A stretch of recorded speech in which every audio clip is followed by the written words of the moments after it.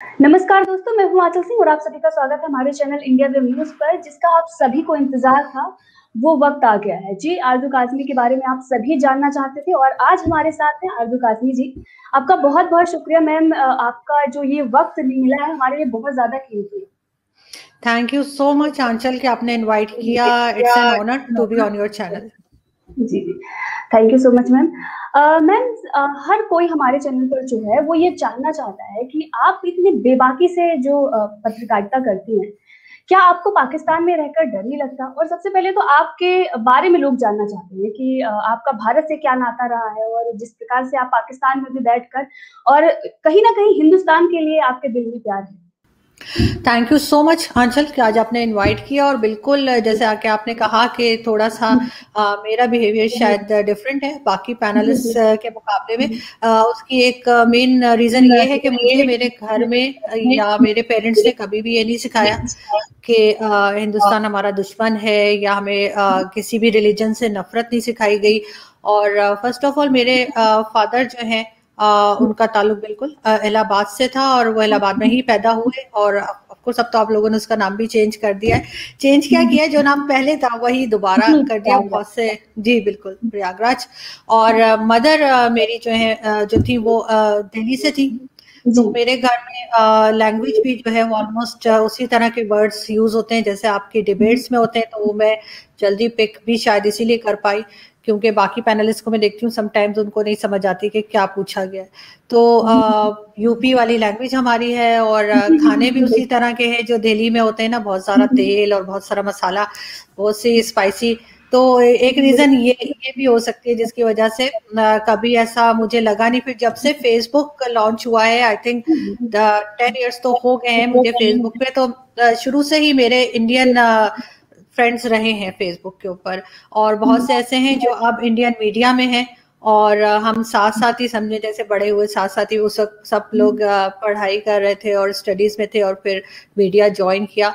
तो एक है, एक अटैचमेंट तो आप कह सकती हैं बिल्कुल है। जी, जी, जी। मैम, आपने बताया कि आपकी जो मम्मी थी वो दिल्ली से हैं, तो दिल्ली में कहाँ से है वो? दिल्ली का मुझे एग्जैक्टली नहीं पता कि कौन से एरिया, लेकिन दिल्ली से हैं और फादर मेरे इलाहाबाद में कड़ा एक जगह है वहां से है। जी, जी, जी, जी। और बाकी दो बड़े भाई हैं मेरे और एक जो है वो यूरोप में होते हैं एंड और एक यहाँ इस्लामाबाद में होते हैं, इज अ बैंकर। और सबसे छोटी मैं हूँ और बस सिस्टर मेरी कोई नहीं है and I am a very spoiled child. Outspoken हमेशा से रही हूँ, जब जर्नलिस्ट नहीं थी तब भी आउटस्पोकन थी और हर चीज में बढ़ बढ़ के बोलना, तो मे बी शायद इसीलिए अब मीडिया में भी वही स्टाइल है और वही बात है। लेकिन एक चीज जरूर है कि मेरे फादर जो थे वो भी जर्नलिस्ट थे and he gave me lots of confidence कि आप अपनी बात किसी के भी सामने रख सकें और कहीं पे कुछ भी बात कर सकें, तो वो कॉन्फिडेंस होना चाहिए। आई फील के फीमेल जर्नलिस्ट में वो I got from my father. जी। मैम, आप पाकिस्तान में रहकर भी और इस प्रकार से अगर आप डिबेट करती हो और हमने आपकी देखे हैं बहुत सारी डिबेट्स, आप भारत का भी पक्ष वो रखते हैं कि सच्चाई क्या है वो लोगों तक आप लोगों को बताती हैं। तो क्या आपको कभी पाकिस्तान में डर नहीं लगा इस बात का? नहीं, मुझे जो है वो कभी भी डर नहीं लगा और या आप कह सकती मेरी नेचर में नहीं है। लेकिन हाँ, जब मैंने शुरू किया था इंडियन मीडिया फर्स्ट टाइम, मुझे 1 साल पहले की बात है, ज़्यादा टाइम नहीं हुआ है। जब मुझे इनविटेशन आया था तो वो अर्नब गोस्वामी जी का शो था और बहुत उनका नाम सुना था। तो लेकिन ये है कि जो बाकी पैनलिस्ट जो दोस्त थे जो जिन्हें मैं जानती थी, उन्होंने यही कहा था कि बस लड़ते रहना है और बस कुछ भी कहना है और इनकी किसी बात को नहीं सुना। तो शुरू में तो मैंने भी वही तरीका रखा था, लेकिन फिर आहिस्ता आहिस्ता मैंने सुनना शुरू किया कि दूसरी तरफ के लोग क्या कह रहे हैं और जब उनकी बात सुनी तो बहुत सी बातें ऐसी थी जो मैंने अपने घर में भी सुनी थी। तो ऑब्वियसली फिर कहीं ना कहीं आप जाके रियलाइज करते हैं कि चाहे दूसरी तरफ के ही लोग, लेकिन कुछ ना कुछ बात वो ठीक बता रहे होते हैं। और कुछ ना कुछ लोग आंचल ऐसे जरूर होते हैं मेरे जैसे जो थोड़े से सर फिरे होते हैं और उनको इतना ज्यादा परवाह नहीं होती कि कौन क्या कहेगा और क्या करेगा। बिल्कुल लोगों ने बहुत टारगेट किया और जी। बहुत ज़्यादा सोशल मीडिया पे भी हुआ, और फ़ोन कॉल्स, मैसेजेस, और सोशल मीडिया, ट्विटर पे तो बहुत ज़्यादा हर तरह के एलिगेशंस लगाए लोगों ने, कहा आईएसआई की एजेंट है, वरना जी, कैसे जी, बात कर बिल्कुल, लेती है। बिल्कुल। तो वो सब कुछ हुआ, लेकिन ये कि कहना चाहिए कि मैं ज़रा भी नहीं हिली और उसी तरीके से बात करती रही, काम करती रही। तो बाकी तो जब तक चल सकता है चलेगा। और आपको पता है यहाँ पे वैसे फिर भी मैं साफ कहूंगी इतनी ज़्यादा सेफ्टी नहीं है। जर्नलिस्ट हमारे यहाँ बहुत ज़्यादा होता है कि डिसअपेयर होते हैं और मार भी दिए जाते हैं, लेकिन फिर भी हमारे जैसे लोग हैं जो काम कर रहे हैं। जी, बिल्कुल, भगवान के जो आशीर्वाद हैं वो आपके साथ हैं। Ma'am thank you. आपने जैसे कि बोला कि आपके बारे में ये सारी चीज़ें बताई गई कि आप आईएसआई की एजेंट हैं, तो उस वक़्त आपको क्या लगा? क्योंकि आप जो हैं बेबाकी से आप पत्रकारिता कर रहे हैं, चीज़ों को रख रही हैं, उसके बाद भी अगर आप पे इतने बड़ा आरोप लगता है, तो आपको लगता है वैसे हमने देखा है कि आपके सपोर्ट में बहुत सारे लोग हैं, हमारे चैनल पर भी हम्म, जब हमने ये बातें उठाई, तो लोग हम्म। आपके सपोर्ट में आए, लेकिन उस वक़्त आपको क्या फ़ील हुआ? शुरू में तो बहुत अजीब लगा, क्योंकि इस तरह की चीज़ तो मैंने सोची ही नहीं थी कि ऐसा भी कुछ हो सकता है। हुँ, लेकिन फिर आहिस्ता-आहिस्ता रियलाइज़ किया कि हुँ, जैसे आजकल आप खुद भी हुँ, फीमेल है, और हमारी जैसी जी, बिल्कुल। सोसाइटीज़ में ये बड़ा लोगों के लिए डाइजेस्ट करना मुश्किल हो जाता है कि कोई फीमेल आगे बढ़ के काम कर रही है, या बात कर रही है, या किसी को सुना जा रहा है। तो ऑफ कोर्स बहुत सी ऐसी मैन डोमिनेटेड सोसाइटीज़ में होता है। और बहुत बार मुझे ऐसा भी लगा कि कुछ आईडीज ऐसी थी जो इंडियन आईडीज थी, लेकिन बात करने का स्टाइल पाकिस्तानी था। तो मुझे लगा कि फेक आईडीज से लोगों ने ज्यादा अटैक किया। फिर आहिस्ता आहिस्ता दोस्तों ने समझाया कि इससे कोई फर्क नहीं पड़ता है, और क्योंकि अगर इनमें हिम्मत होती तो ये अपनी ओरिजिनल आईडी से आके बात जी, करते। बिल्कुल। तो जो इतना डर रहा है कि वो अपनी फेक आईडी बना के आपको कुछ कह रहे हैं, और फिर जो लोग सपोर्ट कर रहे थे, जैसे आपने खुद भी कहा, जो लोग जी, सपोर्ट कर बिल्कुल। रहे थे, तो उनके मुकाबले में जो लोग जी। ट्रोलिंग कर रहे थे, जो लोग पीछे लगे थे, वो 1% भी नहीं बनते थे। तो जी। फिर बस फिर इस तरीके से वो हैंडल हो जाती है चीज। टाइम होता है, थोड़ा सा निकल जाता है, लोगों को समझ आ जाती है कि जो लोग ऐसा कर रहे हैं, वो बेचारे अपनी फ्रस्ट्रेशन निकाल रहे होते हैं, क्योंकि वो कहीं ना कहीं अपनी लाइफ में फेलियर देख रहे होते हैं, तो उनको कुछ समझ नहीं आती। तो फिर वो सोचते हैं, मैं तो उनको कहती हूँ कि आप बजाय किसी को परेशान करने के या ट्रोलिंग करने के, झूठ बोलने के, अपने काम के ऊपर ध्यान दें और अपने काम से किसी को हराएं, बजाय आप झूठ बोल के और इस तरह की बातें करके करें। जी, जी। जी, मैम आपने बताया कि आपका जो आपको निमंत्रण आया था, वो आया था रिपब्लिक से और हम्म, शायद ये बात 2019 की है, शायद। और जी। उस वक़्त मैं भी कॉलेज में थी और रिपब्लिक पर मैं जाया करती थी उस टाइम वहाँ पर थोड़ा-सा हम्म, मतलब डिबेट वग़ैरह होता था और मैं गई थी उस वक़्त मैंने आपको सुना भी था लेकिन उस जो आप उस वक़्त थी और आज की जो आरज़ू काज़मी है बहुत ज़्यादा बदलाव है। मैंने उस वक़्त भी आपको सुना था और अभी जब मैं आपकी डिबेट देखती हूँ तो बहुत ज़्यादा चेंजेज़ हैं। कमर चीमा साहब तो अभी भी नहीं बदले लेकिन आप बहुत बदल गई हैं। आखिर इस मतलब ये जो बदलाव आया किस कारण से आया? देखिए, सबसे पहले तो ये कि जब आप किसी जगह भी जाते हैं, कुछ भी जॉइन करते हैं, चाहे मीडिया हो कुछ, तो मेरे मेरे हिसाब से आपको किसी की सुननी नहीं चाहिए, जो गलती मैंने की। मैं जो साथ कोलीग्स जाते थे, मीडिया कोलीग्स और जो फ्रेंड्स जाते थे, मैं उन्होंने मुझे एडवाइस किया कि वहां जाके आपने लड़ना है और किसी बात पे भी आपने मानना नहीं है। तारिक फतेह साहब के लिए भी कहा कि उनको भी आपने लिहाज नहीं करना, उनसे भी खूब लड़ना है, उनको हर चीज का उल्टा जवाब देना है। And I did all that. Aahista Aahista मैंने जब सुनना शुरू किया, कुछ ही शोज के बाद, मेरे ख्याल है 5-6 शोज हो गए थे, और फिर मैंने जी, लोगों जी। को, जब जिस शो में मैं खुद नहीं होती थी, मैं टीवी पे देखा करती थी, तो वो मैंने जब देखना शुरू किया तो मैंने रियलाइज किया कि ये लोग तो वही बात कर रहे हैं जो मेरे घर में मेरे फादर किया करते थे, या मैंने अपने जो लोग जर्नलिज्म में थे, क्योंकि मैंने जैसे कहा मेरे फादर भी जर्नलिस्ट थे, वो बातें सुनी थी। फिर मेरा क्योंकि इंटरेस्ट था, तो मैंने फिर उन लोगों को सुनना शुरू किया, चाहे वो RSN सिंह साहब हो, तारिक फतेह साहब हो, या कोई भी, मैंने उन सबको सुनना शुरू किया और मुझे रियलाइज हुआ कि नहीं, इस तरीके से बात नहीं होती। दूसरा, आपको शोर मचाने की भी जरूरत नहीं है, अगर आपके पॉइंट्स सॉलिड हैं तो आप आराम से भी बात कर सकते हैं, उसमें ना ही कोई पर्सनल होने की कोई बात है।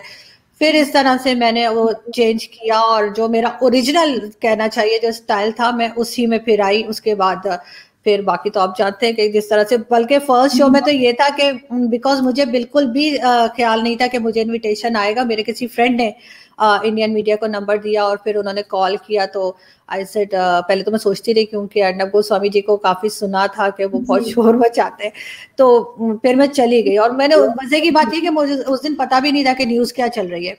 तो उन्होंने कहा कि जी कोई मिसाइल था जिसका एक्सपेरिमेंट किया था पाकिस्तान ने।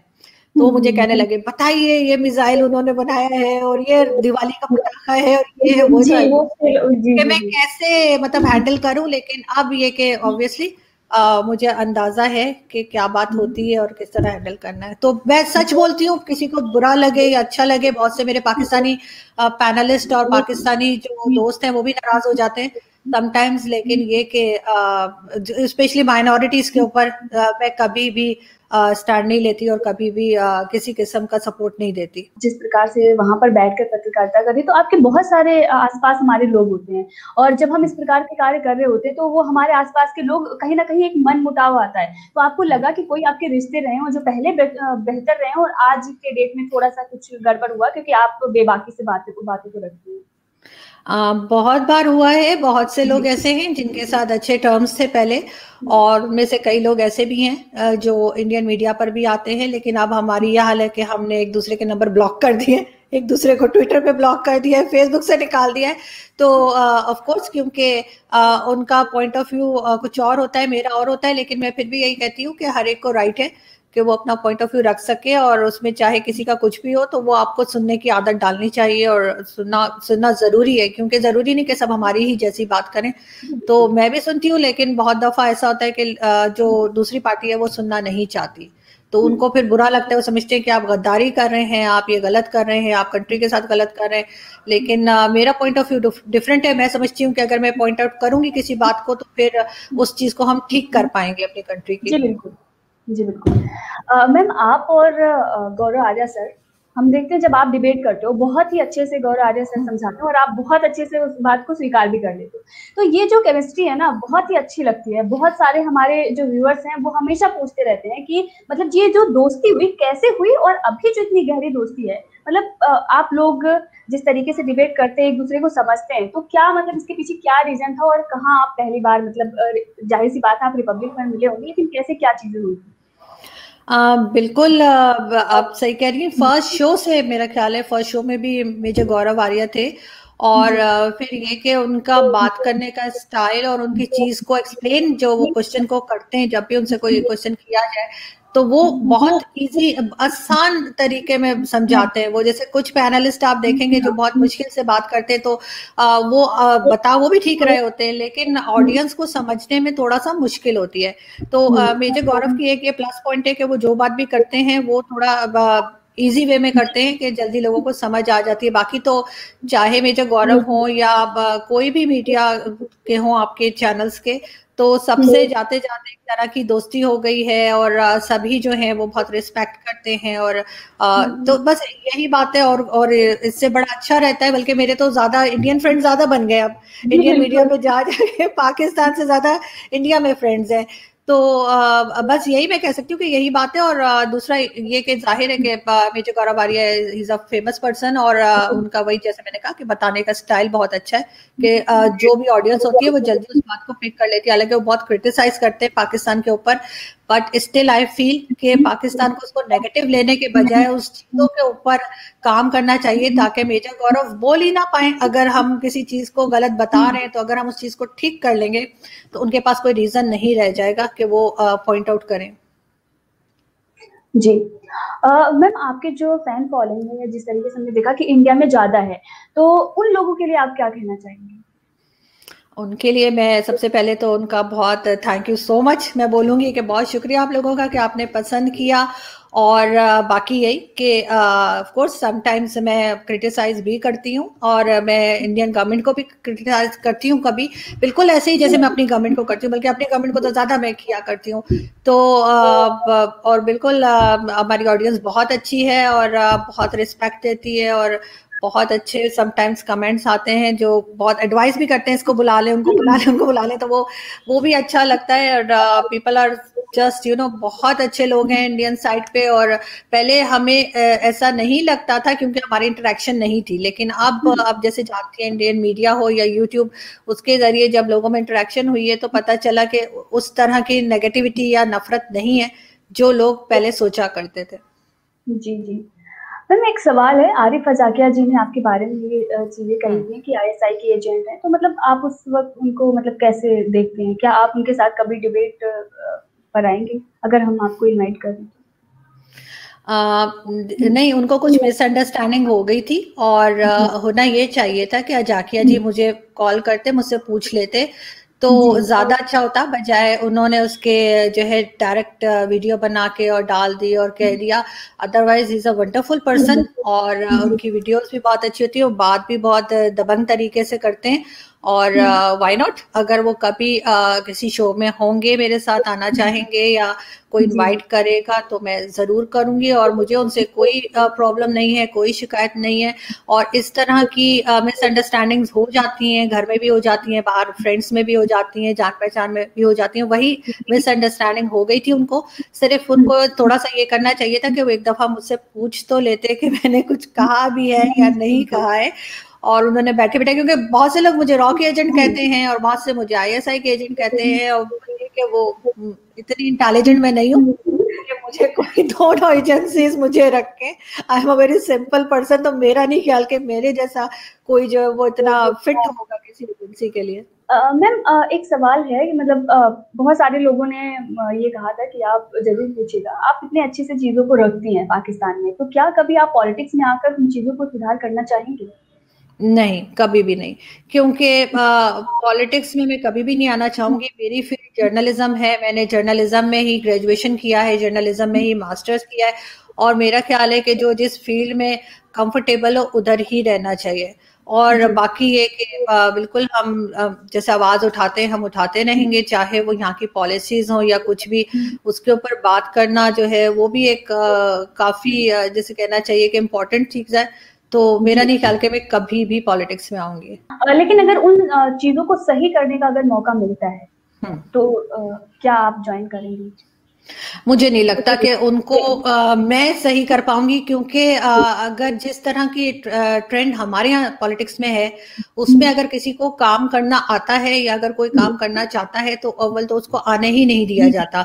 अभी जो हमारी गवर्नमेंट है, इमरान खान साहब की पीटीआई की, उसमें भी उनके बहुत से ऐसे मेंबर्स थे उनके पास जब वो गवर्नमेंट नहीं बनी थी इलेक्शन से पहले, जो अच्छा काम कर सकते थे, जिनको मैं पर्सनली जानती हूँ बहुत से लोगों को। लेकिन उन्होंने उनको ना तो टिकट दिया, ना आगे आने दिया और ना ही काम करने दिया। हमारे यहाँ प्रॉब्लम ये है कि जो भी लीडर आता है ना, उसको थोड़े दिनों के बाद बस उनको बटरिंग चाहिए होती है, बस उनकी तारीफ करते रहें और उन्हें कहे सर आपकी तो क्या बात है, आपने तो पाकिस्तान को कहाँ पहुंचा दिया। तो वो वाली चीज तो मैं कर नहीं पाऊंगी। और ऑफ कोर्स अगर मैं काम करने की कोशिश करूंगी भी तो मुझे पीछे की तरफ धकेला जाएगा, मुझे हटा दिया जाएगा। तो फिर आई डोंट थिंक कि मुझे उसमें जाना चाहिए। मैं जिधर हूँ और जो काम कर रही हूँ, अगर मैं पॉइंट आउट ही कर रही हूँ चीजों को, तो अगर के अंदर हौसला है तो ये उसके ऊपर काम करें, बजाय ये जो है सिर्फ और सिर्फ यहाँ पे जैसे आप जानती हैं कि सिर्फ और सिर्फ ब्लेम गेम चलता है। तो वो नहीं होना चाहिए। गवर्नमेंट को काम करना चाहिए और गवर्नमेंट और जो पॉलिटिशियंस हैं वो अपने काम करें, और जो जर्नलिस्ट का काम है वो मैं कर रही हूँ। जी बिल्कुल। मैम हम लोग बहुत कोशिश करते हैं, लेकिन आपको क्या लगता है कि भारत और पाकिस्तान के रिश्ते कभी सुधर सकते हैं? जिस दिन यहाँ के पॉलिटिशियन सुधर गए उस दिन रिश्ते भी सुधर जाएंगे। जिस दिन वो लोग सुधर गए जिनको झगड़ा होने से फायदा है, जिनका जैसे कहना चाहिए जब बजट आता है तो उनको उसमें से ज्यादा हिस्सा दिया जाता है, और चाहे वो डिफेंस बजट हो या कुछ भी, जिस दिन उस चीज के ऊपर कंट्रोल कर लिया पाकिस्तान ने कि डिफेंस बजट नहीं बढ़ाना और डिफेंस के ऊपर कम खर्चा करना है, तो उस दिन हालात सुधर जाएंगे। लेकिन जब तक ये जो हथियार बेच रहे हैं, चाहे वो यूरोपियन कंट्रीज हो या कोई भी, वो भी कभी ये नहीं चाहेंगे कि इंडिया और पाकिस्तान की जो है वो रिलेशंस अच्छे हों। तो जब तक ये एक तरह के सौदागर बैठे हुए हैं, अभी तक जो ये बिजनेसमैन मैं कहूंगी बैठे हुए हैं, जब तक तो मुझे कुछ ऐसा लगता नहीं। लेकिन हमारे जैसे लोग थोड़ा बहुत तो कोशिश कर रहे हैं कि पीपल टू पीपल कांटेक्ट हो और कुछ बेहतरी की तरफ जाए। मैम आप मतलब वहाँ पर जब आप पत्रकारिता करते हो और इमरान खान सरकार के खिलाफ भी बोलते हो, तो क्या कभी गवर्नमेंट ने आप पर मतलब कोई रोक-टोक लगाई हो या फिर कुछ ऐसी चीज़ें हैं?